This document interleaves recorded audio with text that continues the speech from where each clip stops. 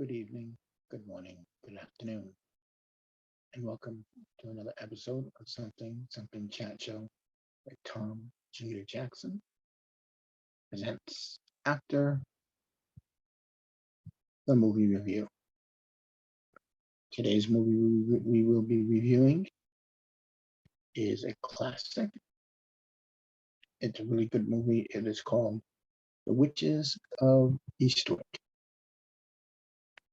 And it is from 1987, and this is episode 15. So before we begin, a little bit of housekeeping, cleaning, whatever you want to call it.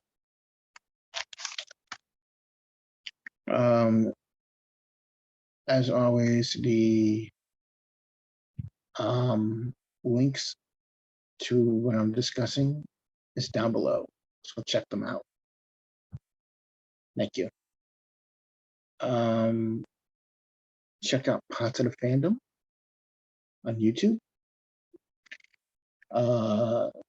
They have unboxing, movie reviews, TV show reviews,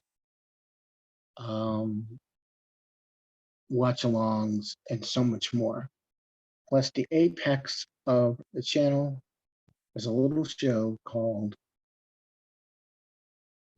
Sunday Brunch Live with your host, RM, who also is the host of your channel there, and Russ Whitfield every Sunday morning live at 10:30 a.m. Eastern, 7:30 a.m. Pacific, with a parlay about all the pop culture news that's fit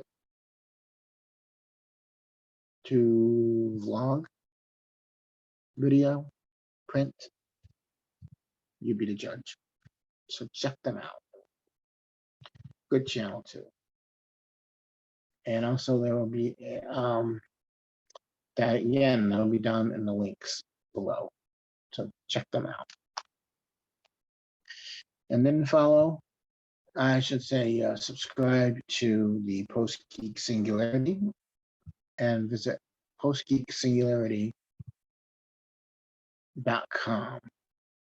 That's the website for the Post Geek Singularity, where they have everything that you need to know about being a part of the network there. They have letters, they have everything under the sun on that page. There's even a place where you can contact the captain of the channel, Robert Marbinet. So go, check it out. Now, the Post Geek Singularity has many, many shows, such as Midnight Metal, with your hosts RM and Leo Rockwell, and Midnight Metal with your captain Robert Marbinet and his co-captain, director Dave Parker, who directed The Hills Run Red, which is available from Scream Factory with, I believe, up to 8 hours worth of special features. So check that movie out. Metal, Let's Get Physical Media. Again, with your Captain Robert Marbinet and everybody's favorite German trash panda, Dieter Bastian, yeah. Where they discuss all the news that comes with physical media and show what both Rob and Dieter have picked up that week for physical media. So check that show out. Then there's Fully Articulated, where Rob gets down to the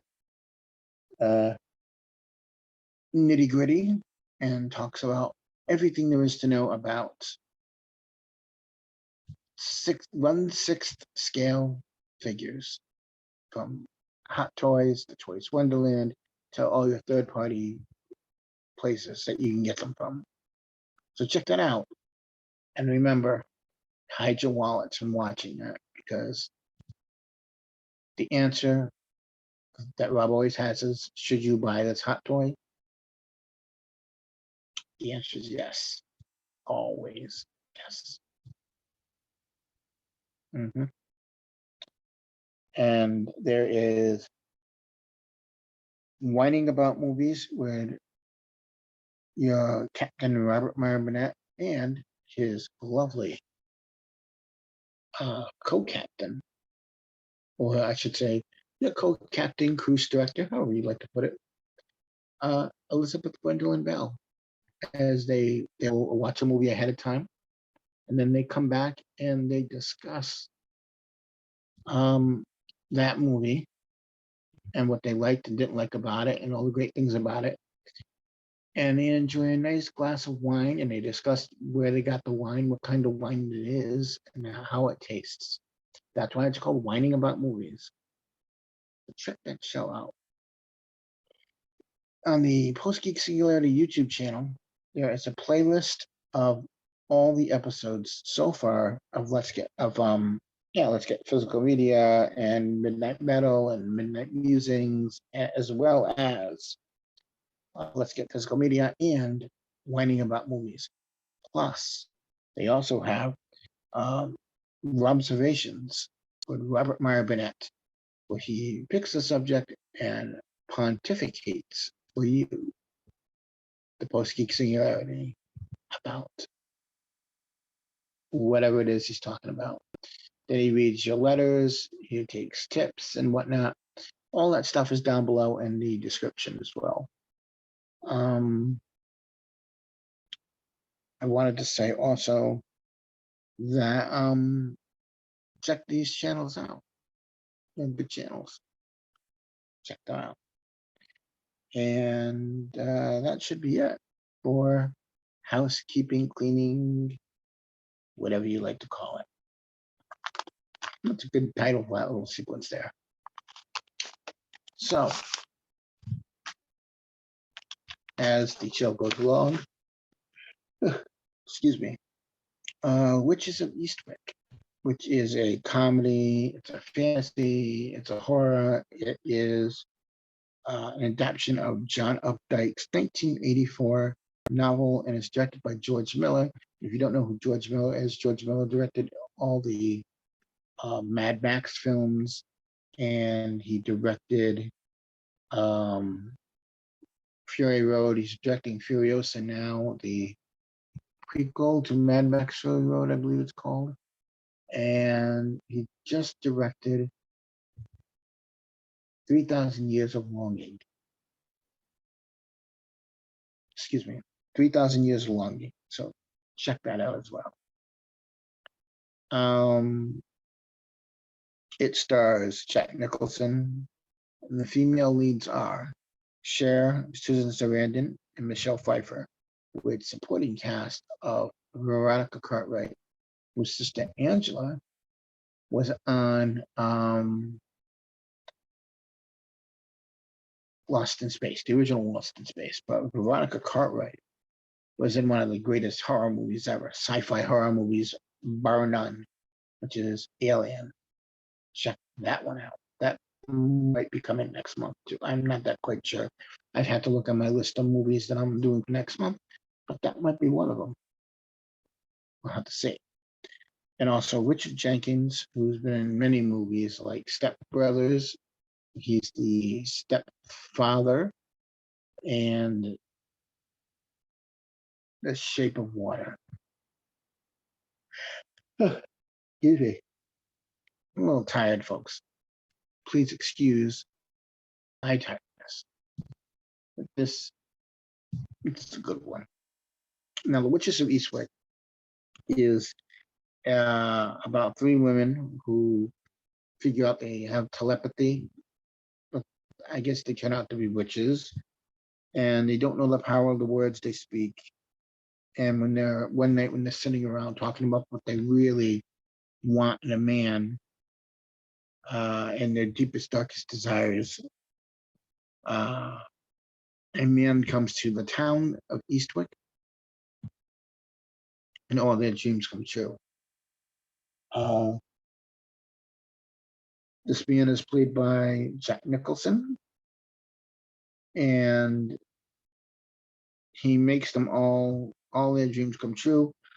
But what they soon learn is there is a dark side to having your dreams come true. You know that term, you better watch what you wish for. Yeah, you better watch what you wish for, something like that. That, folks, is basically what this movie is about. I've always liked this movie, and I haven't seen it in like 25, maybe 30 years. Um, 2027 will be the 40th anniversary of the film. I think Jack Nicholson is fantastic as this character of Dale Van Horn, in this film, and he is sneaky, slimy, but deceitful. But he's a great character and has some really great, great lines in this film. Just perfect. Your three main characters, Cher, Michelle Pfeiffer, and Susan Sarandon, are great as your female leads. Each of them bring their own thing to the characters, and I have to say, each one is very sexy. I have to say that they're all good looking ladies, and they still are. The director of the film is George Miller, as I said before, who did Mad Max, and according to George Miller, one of the producers is John Peters. And if you know anything about John Peters, he was one of the producers behind a Superman movie that the late great John Schnapp did a whole documentary on. Whatever happened to the Death to Superman Lives. And John Schnapp on that movie wanted giant giant spiders, something like that. And according to George Miller, John Peters suddenly decided he wanted aliens to be in the film. Even though it didn't make sense with the story, Miller thinks that Peters was influenced by the box office success of the movie Aliens, the sequel to Alien. And it got to the point where one day John Peters showed up on set with a stuntman dressed as an alien and was telling them, pick a scene, any scene, put this alien in it, it'll work, do this. And both Jack Nicholson and George Miller walked off the set until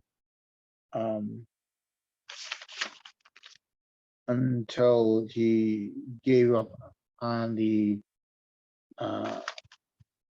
fixation on it. It's not the first time we've heard about this from John Peters, who was originally Bette Midler's hairstylist at one point. So, yeah. Cher was offered the role of Jane in the film, but preferred Alexandra.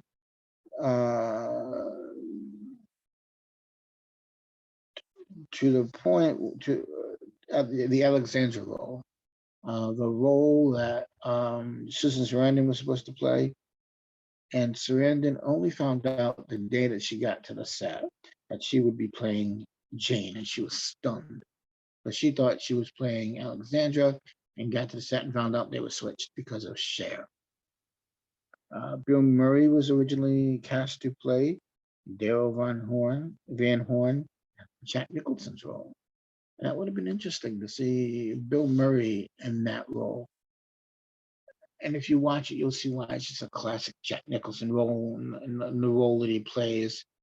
And it's very much, it would be a very different movie tonally, I think.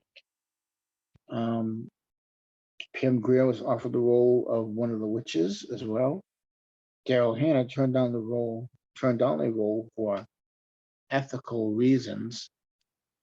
ethical reasons. Ethical. But to be honest about this film, it's a good film that sets forth the basis for many shows like Charmed or Hocus Pocus, movies like that. Sets of Three Witches and whatnot. It's a very sexy movie that, in many ways, make me wonder if it could be rewritten today, if it could be remade today. So, there's a question for you all. Do you think that The Witches of Eastwick could be remade today, but with the sexiness of the way they did it? Would they tame it down? Would it be bumped up even more? Let me know in the comments. I'm always welcome to hear your comments, and I always do answer whatever you have to say. If you got a question, ask it down in the comments. I will answer it for you. Yeah, if you have a question, I'll answer it. That's it. Also, who would they cast? Who would you cast if you were remaking The Witches of Eastwick? Who would you cast in the Jack Nicholson role? Who would you cast in the Cher role, the Susan Sarandon role, and the Michelle Pfeiffer role? Let me know down in the comments.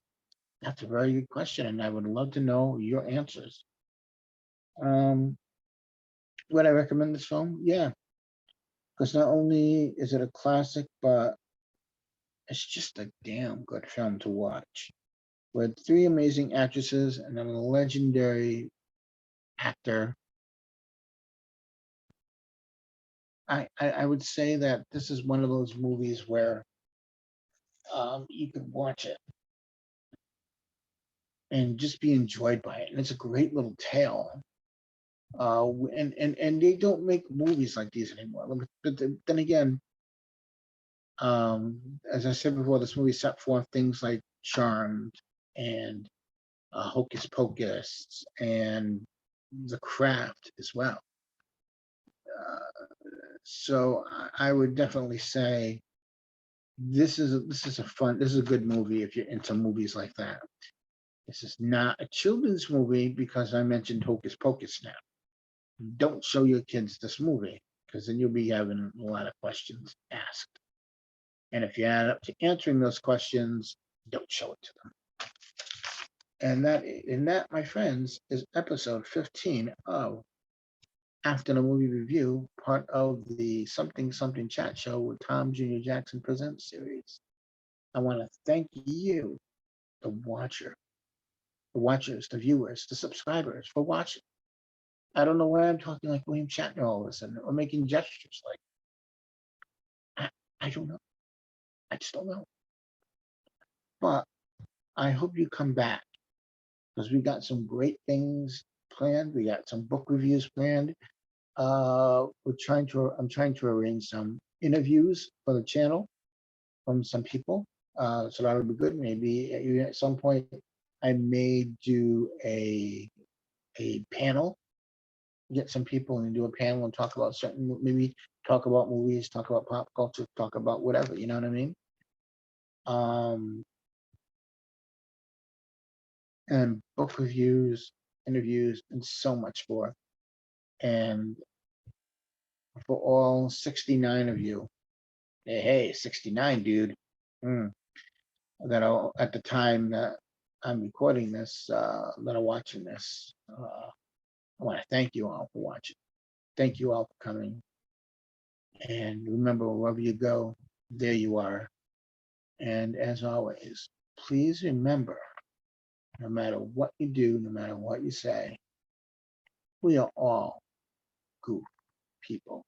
Thank you, and have yourself a great day, night, morning, evening, middle of the night, whenever you feel you want to watch this. Also, while you're at it, follow me on Twitter and follow my Instagram feed if you're really into cool Funko Pop pictures. I know they're very cool pictures, and I take my time at making these things, and they're really fun. So check those out, and we'll see you next time. So until then, bye bye.